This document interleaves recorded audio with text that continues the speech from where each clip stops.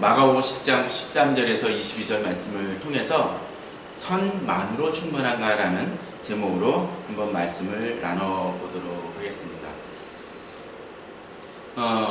최근에 이제 뉴스에 아주 이슈가 됐던 한 사람이 있죠. 무기중개상으로서 어떤 회사의 재벌이라고 해야 될까요? 별로 이름을 들어보지 못한 회사였지만 엄청난 탈세와 여러 가지 문제로 인해서 구속이 된 한 사람을 볼 수가 있습니다. 그 사람이 회사가 많은 돈을 벌면도 불구하고 사람들이 잘 알지 못했던 이유 중에 하나는 그 사람의 직업이 무기중개상이었습니다. 외국에서 미국에서 한 영화가 하나 있었죠. 니콜라스 케이지라는 배우가 주연을 했던 그 사람이 무기중개상의 역할을 하는 모습들이 그것을 주인공으로 하는 영화가 있었었는데, 거기를 보게 되면 그 무기중개상은 A라는 나라와 B라는 나라가 적대적 관계일 때 A라는 나라에도 팔아먹고 B라는 나라에도 무기를 팔아먹습니다. 그래서 양쪽에서 수수료를 떼다 보니까 심지어 몇십 조라고 들었던 것 같은데 엄청난 돈을 수수료로 벌어들입니다. 우리나라에 요번에 구속되어진 그분도 그렇게 수수료가 한 매출에 보통 무기 대금의 한 5% 정도래나 그렇다 그러더라고요. 그리고 그런 무기 업체들이 국내에 어떤 지사를 세우는 것보다는 그런 브로커나 중개상을 통해서 하는 것이 훨씬 더 효과적이고 효율적이라고 얘기를 합니다. 엄청난 돈이죠. 그러다 보니까 평상시 다른 사람들은 그 금액이 얼마나 되는지, 문제가 있는지 그것을 알 수 없습니다. 그런데 사실 한 가지 그런 부분들보다도 우리를 더 아프게 하는 것이 하나 있었습니다. 실제로 이게 허위사실이니까 그것이 나중에 드러나야 되긴 하겠지만 어느 정도는 근거가 있다고 생각이 되어집니다. 그분이 교회 어느 장로님이셨고, 또 그리고 무슨 탈세인지 또 돈 세탁 그런 부분들을 활용하기 위해서 사실 교회를 이용했다고도 이야기를 합니다. 돈 버는 거로 인해서 기독교 업체예요. 기독교 언론이었던 것 같은데 그쪽에 인터뷰했던 것들이 요새 최근에 뉴스 시간에도 자주 나옵니다. 왜냐면 평상시에서는 그 부분이 잘 드러날 수 없는 일이기 때문이겠죠. 근데 만약 그분이 교회에서는 어떠했을까요? 교회에서는 그래도 나름의 선한 모습을 보여왔을 것입니다. 교회 일로 해서는. 그러나 그럼에도 불구하고 우리들은 그 사람을 좋은 사람이라고 이야기하기 쉽지 않습니다. 최근에 또 한 가지 모습이 있었습니다. 아시는 분은 아시겠지만 12일인가 제주도에 있는 원희룡 지사가 멀쩡한 표정으로 이렇게 이런 의자에 앉아있는 모습이 하나 찍힌 것이 있습니다. 그게 이슈가 되어졌어요. 근데 그것을 다룬 뉴스에서는 그런 얘기를 합니다. 그 얼굴만 나오다가 그 다음 사진을 보여줍니다. 뭐냐면 이렇게 앉아있는 모습 뒤에 그 밑에 사진을 보여줍니다. 거기 보게 되면 두 명이 엎드려 있는 모습을 보게 됩니다. 그게 뭐냐면 제주도는 어떤 것입니까? 섬이고 그러다 보니까 이런 어떤 산신제라든가 그런 것들이 강합니다. 아마 이름이 한라산신제인가 그랬는데 1년에 한 번씩 하는 것은 거의 도의 어떤 정례 행사 같은 거였다고 합니다. 그런데 이것의 제주도의 조례로 의하면 이것을 주관하는 사람이 누구냐면 바로 도지사가 보통 한다고 되어 있습니다. 근데 이분이 독실한 기독교인이었던 거예요.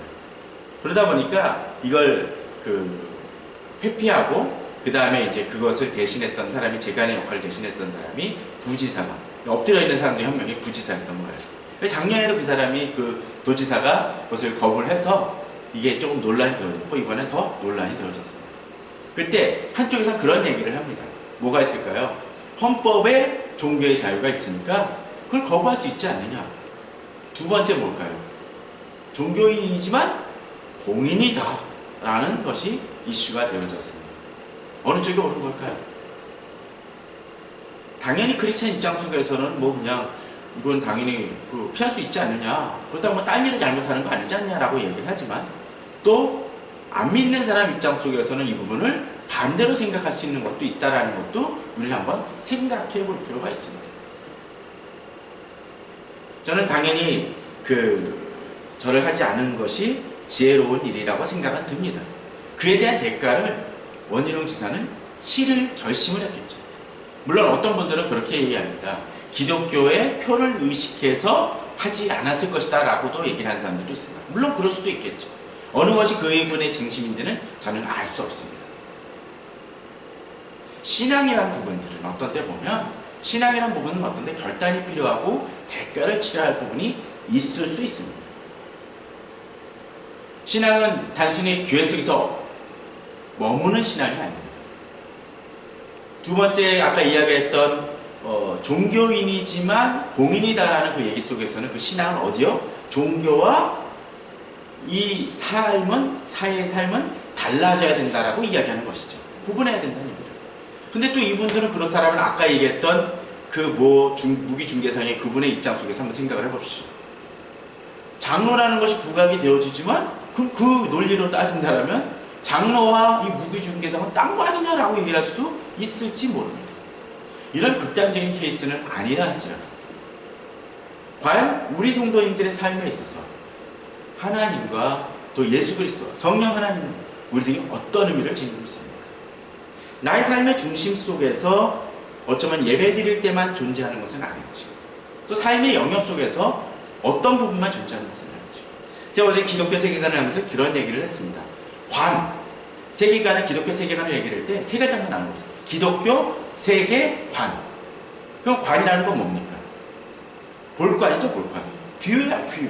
어떤 것을 보는 점이죠. 우리는 어떤 것을 볼 때 아까 얘기했던 그 원희룡 기사 같은 경우에도 뷰입니다. 어떤 관점에서 보기 때문에 이것이 달라집니다. 그런 눈으로 우리는 여러 가지를 보게 됩니다. 인생이 여러 가지 부분을 보죠. 어떤 게 있을 수 있을까요?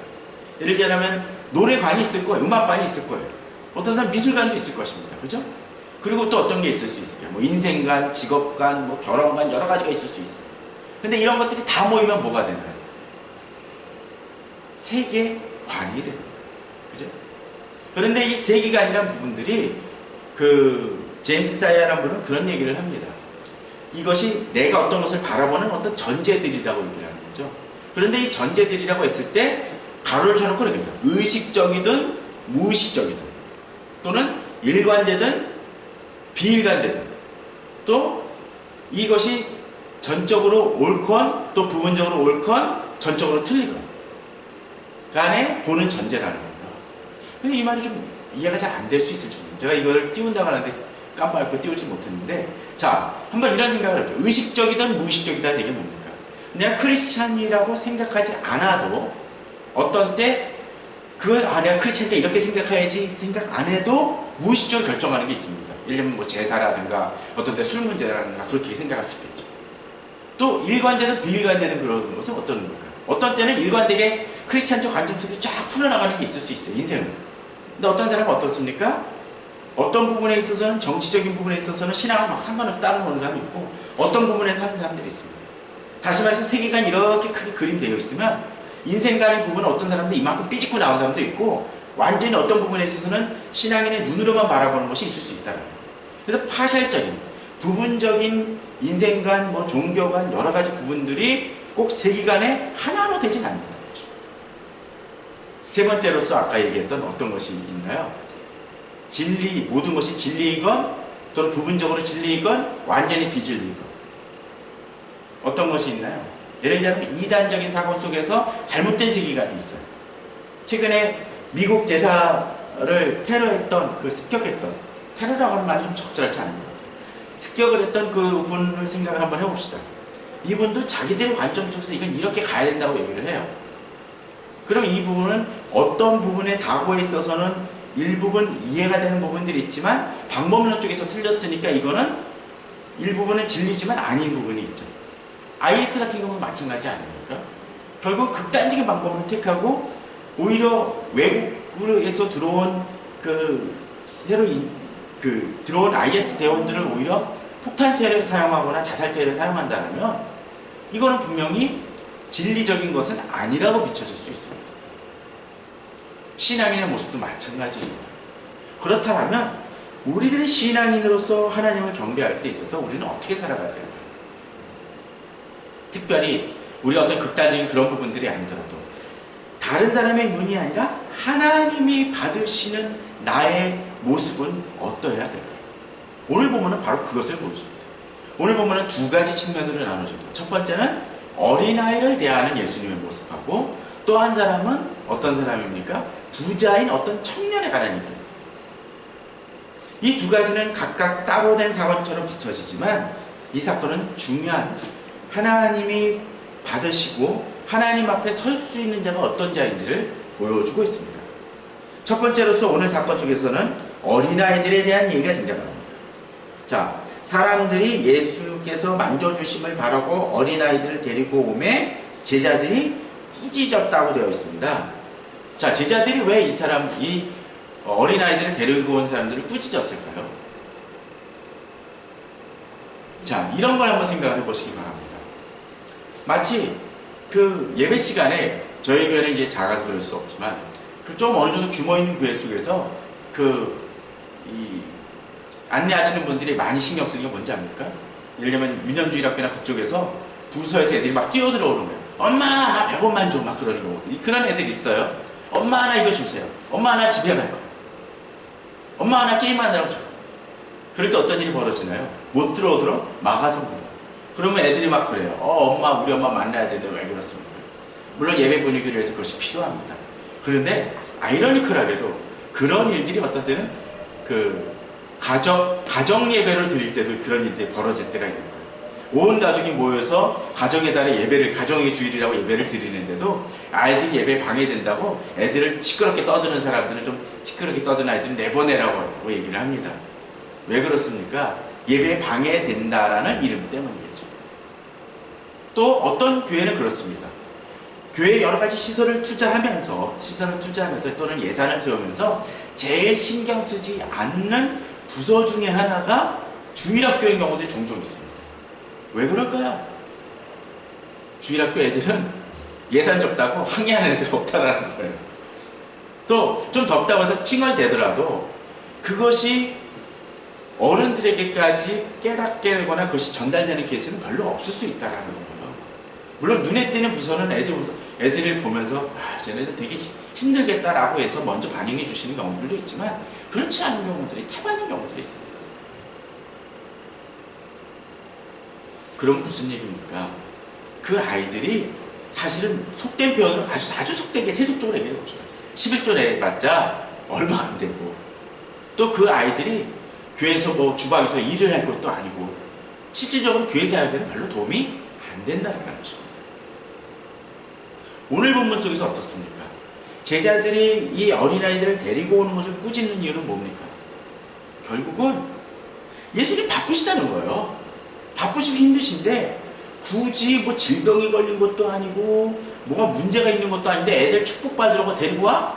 니들 제정신이야? 바쁜 거 안 보이냐? 그 얘기예요, 결국은. 그러면 이걸 봤었을 때 우리는 무슨 생각이 들까요?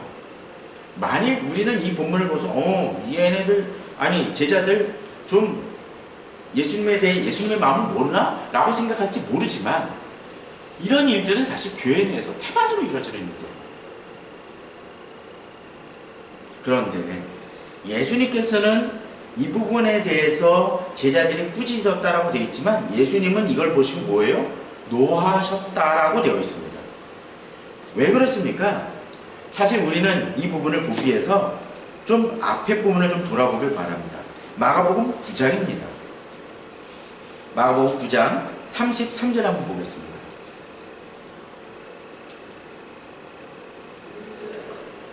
제가 읽어보죠. 가버나움에 이르러 집에 계실 때 제자들에게 물으시되 너희가 길에서 서로 토론하는 것이 무엇이냐 하시되 그들이 잠잠하니 이는 길에서 서로 누가 크냐고 쟁론하니였습니다. 내가 더 제일 잘 나가 그런 거죠. 그랬더니 예수님께서 앉으사 12제자를 불러서 이르시되 누구든 첫째가 되고자 하면 무사람의 끝이 되며 무사람을 섬기는 자가 되어야 하리라 하시고, 이제 이들에게 교훈을 주신 게 뭐냐면 어린아이 하나를 데려다가 그들 가운데 세우시고 앉으시며 제자들에게 이르시되 37절 같이 읽겠습니다. 누구든지 내 이름으로 이런 어린아이 하나를 영접하면 곧 나를 영접하며 누구든지 나를 영접하면 나를 영접함이 아니요 나를 보내신 이를 영접함이니라 하고 되겠습니다. 누구를 하면? 어린아이를 한다. 예수님께서는 이미 이 어린아이를 섬기는 것이 얼마나 중요한지를 가르쳐 주셨습니다. 그럼에도 불구하고 제자들이 그것을 깨닫지 못하고 있다는 겁니다. 근데 어쩌면 어떤 분은 이렇게 얘기할지 모릅니다. 어제도 제가 기독교 세계 강의하면서 그렇습니다. 사람들이 설교 시간에 은혜 많이 받는다고 얘기합니다. 또 이 부분에 대해서 하나님 말씀을 깊게 이번 주 읽었는데 너무 좋았다고 얘기합니다. 그런데 좋았다라는 거하고 그 말씀을 나의 삶에 적용한다라는 것은 다른 차원이라는 거예요. 물론 내가 이런 부분들에 대해서 내가 사람들을 사랑하지 못하고 섬기지 못했으니까, 마가복음 9장 같은 경우도 했을 때요, 섬기지 못하니까 이제 섬기는 삶을 살아야겠다라고 적용할 수 있습니다. 적용입니까? 맞아요. 적용은 적용입니다. 근데 이 적용은 문제점이 있습니다. 어떤 것일까요? 구체적이거나 실제적이지 못한다라는 거예요. 큐티 맹점 중에 하나 가끔 그런 데가 있어요. 말씀을 들을 때, 말씀을 읽을 때 중요한 것 중에 하나는 그 말씀을 실질적인 부분 속에서 적용할 수 있어요. 예를 들면 어린아이면 내게 있어서 다가오는 어린아이는 어떤 사람일까 생각해요. 여기서 어린아이라고 돼 있지만 이 어린아이만이 아니라 교회적으로만 본다라면 교회에 별로 도움이 안 되는 사람일 수 있다는 거예요. 장애를 가지신 분이 있을 수 있습니다. 얼마 전에 이전에 있던 그 교회 김용무 지사님이라는 분이 계시죠. 그분이 저한테 페북에 물었습니다. 저도 주님의 그 제대로 쫓는 그런 사람입니까? 아니요. 제가 당연히 그렇습니다 라고 했습니다. 그분은 장애를 갖고 있고 또 갑상선 암으로 인해서 말이 좀 어눌한 편임에도 불구하고 그분은 전도 폭발을 거의 끝까지 다 했습니다. 그분이 나와서 전도할 수 있었겠습니까? 제대로 힘듭니다. 이 외워서 하는 것조차도 발음이 안 좋습니다. 그러나 그럼에도 불구하고 합니다. 또 그렇게 서로 하지 않고 어떤 면에서는 그냥 새벽에 와서 기도만 하는 그런 분이 있다고 쳐봅시다. 또 어린아이 하나가 주님을 찬양하며 기도하지만 실질적으로 교회가 그렇게 도움이 아무것도 안 됐다고 쳐봅시다. 그러나 그럼에도 불구하고 주님은 그런 사람을 귀하게 여기고 어떻게 한다고요? 바로 그런 사람들을 섬겨야 된다고 얘기합니다. 예수님께서는 그 사람이 무엇을 하느냐를 그렇게 중요하게 생각지 않으십니다. 그렇기 때문에 그러한 사람들을 보시고 제자들을 보시고 노하셨다라고 되어 있습니다. 저는 저 제 자신만이 아니라 우리 성도님들이 질문하고 싶어요.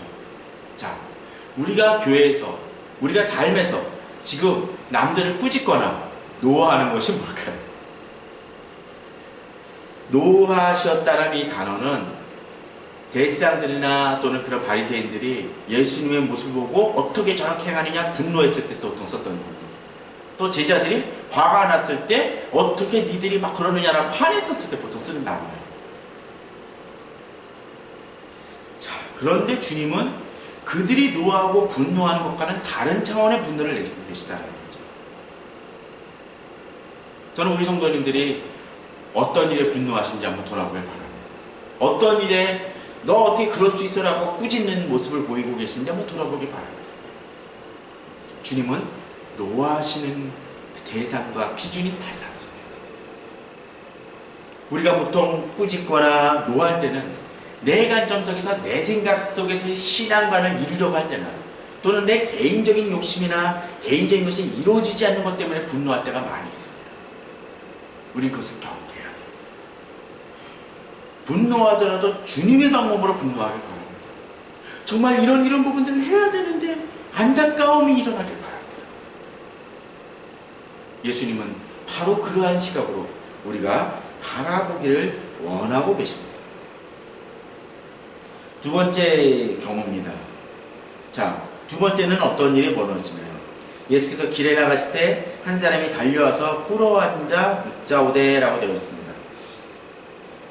자, 이 사람은 열심히 있었습니다. 사실 뒤에 보게 되면 이 사람이 돈도 많은 사람이라고 되어 있었죠.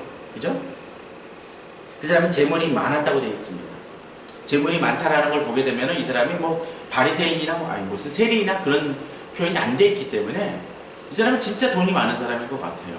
부정한 방법으로 벌었는지는 잘 모르겠지만 그런데 이 계명을 지켰다는 걸 보게 되면 나름대로 선하게 살아왔던 사람인 거예요.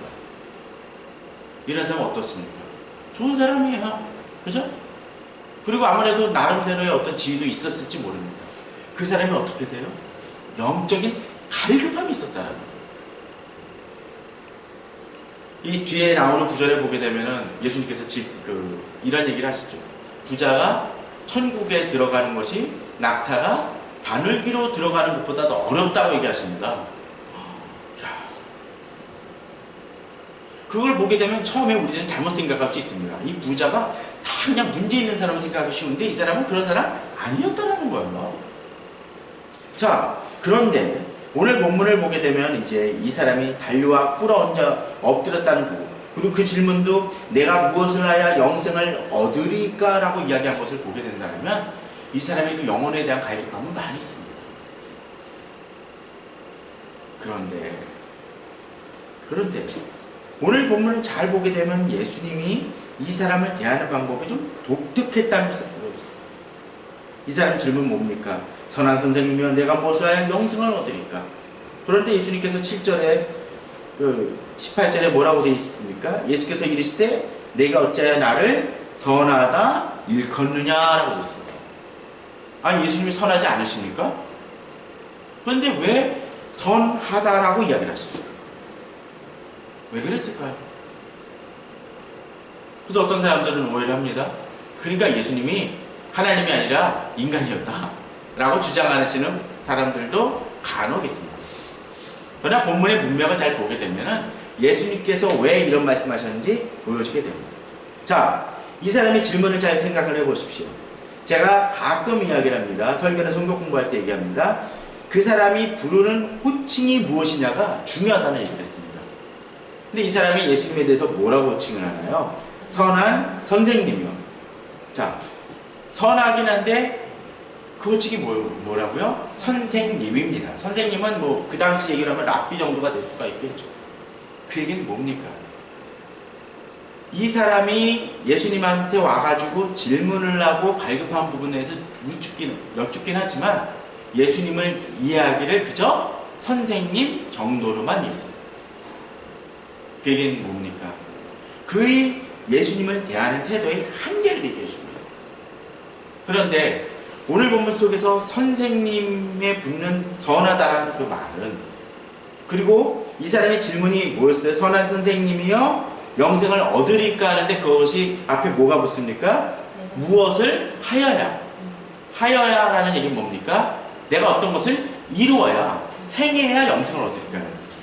그럼 선하다는 기준은 뭡니까? 예수님이 그렇게 선하게 행위를 했다는 얘기예요. 결국은. 그러니까 예수님은 뭐라고 얘기합니까? 네가 나를 선생님으로 알고 있느냐? 그렇다면 어떠한 사람도 선할 수 없다라는 거예요. 그래서 하나님 한 분 외에는 선한 이가 없다라고 얘기하는 거죠. 그게 뭡니까? 네가 나를 인간으로 생각을 한다라면 어떤 인간도 하나님 앞에 선할 수 없다라는 거예요. 그러니까 예수님은 그 애가 사용했던 용어를 사용해서 자기 자신, 이 사람의 생각이 틀렸다라는 것을 사실은 잘못됐다라는, 시간이 잘못됐다는 걸 보여주시는 거죠. 자, 그 다음에 예수님께서 이제 질문을 합니다. 내가 계명을 안 하니 하면서 살인하지 말라, 간음하지 말라, 도둑질하지 말라, 거짓 증언하지 말라, 속여 빼앗지 말라, 내 몸을 공경하라 하였느니라. 그러니까 이 사람이 뭐라고 되어 있습니까? 어려서부터 다 지키었다라고 되어 있습니다. 자, 그런데 예수님께서 그러면 내가 봤는데 너 아닌데? 라고 얘기하셨나요? 아니에요. 그냥 인정해 주십니다. 그런데 우리는 여기서 한 가지 조심스럽게 봐야 될 것이 있습니다. 자, 예수님께서 얘기하셨던 계명은 어떤 계명입니까? 어디에 나오는 계명입니까? 십계명이죠. 정말요?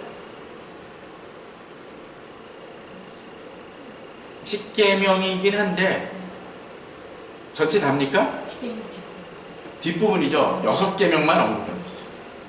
근데 그 6계명인데 어떤 부분에 해당되는 것입니까? 인간에 대한 것뿐입니다. 바로 안식일을 지키라든지 그 앞에 4가지 계명은 다 어디에 초점이 맞춰져요? 하나님께 초점이 맞춰져요. 네가 인간적으로 열심히 살았냐? 이 사람은 살았다고 얘기합니다. 그것도 어려서부터입니다. 정말로 열심히 살아간 사람입니다. 그런데 바로 선하다라는 그 기준 속에서 이 사람이 그렇게 살아왔냐 도전했을 때 그는 살아왔을지 모릅니다. 좋은 사람이죠. 탈세도 안 하고 뭐도 안 하고 열심히 살아왔고 그렇게 살아왔으면 얼마나 귀중한 것입니까? 그러게 예수님께서는 뒤에 가서 뭐라고 얘기하시나요? 7절에 보게 되면 21절에 보게 되면 예수께서 그를 보시고 꾸짖으사 아니에요. 사랑하시라고 되어 있습니다. 그 자체는 하나님께서 귀하게 여기십니다. 가끔 그런 경우가 있어요. 교회에서 은혜로 구원받았다는 그 말 때문에 속는 것이 하나가 있습니다. 삶이 그렇게 살지 않아도 되는 것처럼. 물론 어떤 때 하나님이 우리가 넘어지고 실패하고 너무나 범죄했음에도 불구하고 우리 하나님의 자녀 됐을 때 끌어당기시는 거 분명 있습니다. 그러나 그럼에도 불구하고 우리 한 가지 조심을 해야 됩니다. 선한 것만으로는 분명 안 된다는 거예요. 내 의지와 내 행위가 훨씬 더 강한 측면이 있다는 것입니다. 그래서 주님께서는 말씀하십니다. 내게 아직도 한 가지 부족한 것이 있으니 가서 내게 있는 것을 다 팔아 가난한 자들에게 주라. 사실 예수님께서는 이가 아직도 여러 가지 계명을 잘 지킨 것은 사실인데 그것이 그냥 부분적으로 내가 가진 것의 일부를 드리는 것이 아니라 진정한 하나님의 기준에 도달하려면 뭐예요? 네가 그 모든 것마저도 놓을 수 있느냐라는 거예요. 선한 행위가 네가 생각하고 선한 것으로서 구원을 받으려 한다면 그 기준 속에서는 네 기준은 네가 다 지켰다고 했지만 그것만으로도 안 된다는 거죠. 다 놔버려야 된다는 거죠. 우리가 선한 사마리아인의 비유에서도 바로 그런 모습이 등장을 합니다. 선한 사마리아인처럼 살으라는 그것도 중요하지만 거기서 똑같은 질문이 나옵니다. 내 이웃이 누구이니까라고 그 질문을 하거든요. 그런데 그가 생각하는 그 이웃의 기준 속에서는 그는 하나님의 기준 속에서는 미진한 사람밖에 안 된다는 것을 보여줍니다.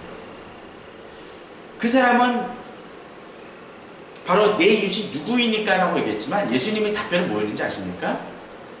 네가 그런 이웃이 되라라는 것입니다. 우리 봉사할 때 어떻게 합니까? 내가 봉사할 대상만 찾습니다. 그런데 예수님의 시각은 봉사할 사람이 있으면 도와줘야 될 사람이 있으면 네가 그런 사람의 무조건적인 이웃이 되어줘야 된다는 거예요. 차이가 뭡니까? 그 사람을 질문했던 선한 사마리아에서 질문했던 그 사람은 내 이웃을 이런 카테고리에 가둬둡니다. 이 사람만 도와주면 되는 거예요. 그런데 예수님의 시각은 반대라는 거죠. 이것도 마찬가지 아닙니까? 6가지 계명을 다 지켰다고 얘기하지만 그것은 그 카테고리 내에서 도와줍니다. 제가 가끔 얘기를 하지만 구제는 어떤 것인가요? 내 쌀떡이 가득 차고 거기서 흘러넘치는 거 주는 게 구제가 아니에요. 진정한 구제는 내가 약간 배고프다 할지라도 내 밥그릇에서 2숟갈을 떼내는 게 진정한 구제예요. 내가 스타벅스 커피를 마시는 걸 캔커피를 먹으면서 가는 게 구제입니다. 물론 이것을 의무감이나 그런 것으로 하라는 얘기를 하는 것은 결코 아닙니다. 예수님께서 이런 기준을 보여주시는 것은 그에게 그런 더욱더 나아가는 그것도 얘기를 하지만 궁극적으로 이 사람에게 있어서 부족한 건 뭡니까? 하나님에 대한 은혜가 빠져있다라는 거예요. 그러니까 자기 노력으로 무언가를 이루려고 하다 보니까 아무리 노력해도 한계가 있을 수밖에 없다. 하나님의 기준 속에서는 그는 언제나 낙지점일 수밖에 없다라는 것입니다. 하나님은 그러한 자를 분명 사랑하시긴 합니다. 어제 그 만났던 그 지인이 그런 얘기를 하더라고요. 그가 이제 오랫동안 이제 하나님과의 교제를 하면서 어떤 분이 기도하면서 이 자매한테 그런 얘기를 했대요. 너는 그 누군가 하나님이 너에게 말씀하시는데 자꾸 누군가의 것을 누군가에 나눠주는 일들만 한다. 네 걸 안 챙기는 것이다. 좀 누려라.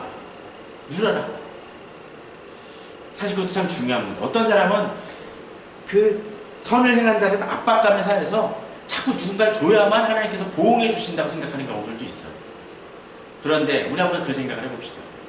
내가 자녀가 있는데 내가 그 자녀에게 쓰라고 얼마나 줬는데 그 자녀는 쓰지 않고 일부만 쓰고서는 내가 부모가 10만 원을 주면 10,000원만 쓰면 하나님 우리 부모님이 기뻐하시겠지라고 생각을 하면서 아무것도 안 사 먹고 또 전철을 타고 몇 정거장 타고 가야 되는 거리를 맨날 걸어 다니고 그걸 아낀다라면 부모님 마음은 어떨까요? 안타깝죠. 하나님은 우리에게도 그런 마음이 없어요. 누릴 것은 누리라는 거죠. 그걸 제한하시는 분이 아닙니다. 단지 이런 건 있을 수 있어요. 만약 내가 자꾸 동생들이 많아가지고 그 동생들을 위해서 내 것을 내가 덜 먹고 동생들한테 나눠주는 모습을 행한다고 쳐봅시다. 자, 그럴 때 부모가 그것을 보면 어떡할까요? 기분 좋죠? 그리고 어떡할까요? 더 주죠. 누구에게? 동생들이 아니라 맞아요. 물론 인간적인 부모 속에서는 그렇게 하지 않고 그래 너니 장남이니까 장녀니까 그렇게 희생해야 된다라고 얘기하시는 부모도 있습니다. 사실은. 그러나 하나님은 그렇지 않으시다. 무슨 귀중합니다. 사실 이 사람에 있어서 문제는 무엇입니까? 예수님께서 이에게 얘기하십니다. 내게 아직도 한 가지 부족한 것이 있으니 가서 내게 있는 것을 다 팔아 가난한 자들에게 주라. 그리하면 하늘에서 보화가 내게 있으리라. 결국 여기서 이 사람한테 무조건적으로 네 재산을 다 팔아 선을 행하라는 것이 포인트가 아니라는 거예요. 정확하게 얘기하면. 포인트는 뭘까요? 하나님께 네가 그 기준 속에서 나면 하나님께 그 모든 것을 드릴 수 있어야 된다는 거예요. 그러면 어떻게 하세요? 하나님께서 그걸 몽땅 가져가시고 마르신다는 얘기인가요? 본문을 보면 뭐라고 되는데 그렇게 하면 어떤 일이 벌어집니까? 하늘에서 보화가 내게 있으리라고 했습니다. 빼앗으시는 하나님이 아니죠. 채워주시는 하나님이라고 그러거든요. 그리고 와서 뭐예요? 나를 따르라. 근데 이 사람의 딜레마는 뭡니까? 선한 선생님이라고 생각하면 줘봤자 해결이 안 나옵니다. 하나님이고 예수 그리스도면 어떻게 됩니까? 드렸을 때 하늘에서 보화가 있을 것을 믿게 된다는 거죠. 그리고 그렇게 드린다 할지라도 주님을 쫓는다는 것을 내가 알 수 있다는 거예요. 그의 한계는 바로 그것이었습니다. 그가 열심히 노력을 하지만 하나님 안에서 하나님하고는 무관하게 자기의 의지로서 하나님 앞에 나아가려는 것입니다. 어쩌면 이 사람은 선하고 주님 보시기에 사랑스러운 하나님, 왜 노력하니까? 그런데 한번 그 생각을 해보시기 바랍니다. 7살짜리 5살짜리 아이가 엄마한테 그렇습니다. 소꿉장난한다. 옛날에 그런 거 요새는 그런 거 잘 안 하는데 옛날에 그런 거 있죠. 벽돌가루 긁어다가 고춧가루라 그래가지고 또 나뭇잎 따다가 해가지고 김치라고 해서 엄마 드세요 라고 갖고 오는 경우들도 어린 아이들이 있었습니다. 먹을 수 있는 음식인가요? 못 먹는 음식입니다. 예수님 앞에서 하나님 앞에서 우리가 하는 행위가 사실 그런 행위예요. 목사라고 이렇게 설교를 하지만 닦아라고 얘기합니다. 저 없어도 하나님이 이루실 수 있습니다. 그럼에도 불구하고 우리를 사랑하시고 우리가 행하게 하시는 거예요. 사람은 착각합니다. 자기가 조금 뭔가 교회를 이루고 또는 어떤 엄청난 교회를 이루고 또 내가 뭐 해서 어떤 헌금을 해서 내가 좀 잘난 사람을 생각을 합니다. 교회에서 가끔 수석장로는 얘기 있죠. 물론 그분들의 의도가 꼭 교만해서 그런 건 아닐 수 있지만 사실 그 조심해야 될 말입니다. 하나님 앞에서 수석장로가 어디 있습니까? 장로가 어디 있습니까? 집사가 어디 있습니까? 다 똑같아요. 그저 어린아이 같은 존재. 이 어린아이 같은 존재의 특징은 뭡니까? 그냥 그 마음으로 이렇게 나아가는 것입니다. 그냥 하나님 앞에 무릎 꿇는 것입니다. 이 두 사람이 있습니다. 이 청년도 하나님 보시기에서는 사랑스러운 사람이었습니다. 그러나 어떤 때는 의미감이나 어떤 때는 압박감으로 주를 만나기를 원하고 있다. 그 사람은 실패할 수밖에 없다는 것입니다. 주님을 만나려고 하더라도 주님 앞에 나아가려고 하더라도 한계가 있을 수 있고 결국 그 한계를 넘지 못하고 하나님을 만나지 못하는 그저 하나님을 선한 선생님으로 생각하는 수준으로 머물러 버릴 수밖에 없다라는 것입니다. 최근에 교회는 우리 주변은 참 많은 것들이 풍부해졌습니다. 그러죠? 불경기를 할지라도 참 강남에 가면 많은 사람들이 잘 살고 있습니다. 그러다 보니까 그 사람들이 갖는 특징이 뭔지 아십니까? 주님이 들어올 여지가 없습니다. 저도 최근에 청년 때 같이 했던 많은 사람들을 만나게 되면 그때 그 사람들이 얼마나 열심히 달려왔는지 압니다. 그런데 지금 보게 되면 어제 그 친구하고도 얘기를 해보니까 주변의 친구들 중에 교회 안 나가고 신앙은 가졌는데 안 나가고 있는 사람들이 여럿 있대요. 왜 그런 일이 벌어집니까? 물론 여러 가지 갈등과 그런 부분도 있지만 결국은 하나님 앞에 자신을 완전히 내어드리지도 못하고 또 자기가 어느 정도 살아가니까 갈급함이 없는 거예요. 이 부자 청년과 뭐가 다른 거예요? 주님 앞에 우리가 좀 낮아지는 거예요. 주님은 내게 모든 것을 주실 수 있는 분이죠. 그러기 위해는 내게 모든 것을 주님께 인정을 하고 주님이 주관해달라고. 지금 모든 계명보다도 주님을 사랑하는 것이 가장 최우선임을 믿고 믿음으로 나아가신 성도님들 되시길 바랍니다. 신앙은 부분적인 것이 아닙니다. 나의 삶을 모든 것을 지배해야 됩니다. 어떤 때 그 대가를 치른다 할지라도 주님이 나의 모든 것을 책임져 주십니다. 주님이 내게 보화를 주시는 분임을 믿기에 믿음으로 나아가고 도전하는 것이, 또 주님을 의뢰하고 나아가는 것이, 주님을 따르는 것이 우리 크리스찬으로서 하여야 할 중요한 도리고 믿음이고 나아가는 것이라고 믿습니다. 그러한 모든 성도님들 되시기를 주님의 이름으로 축원합니다.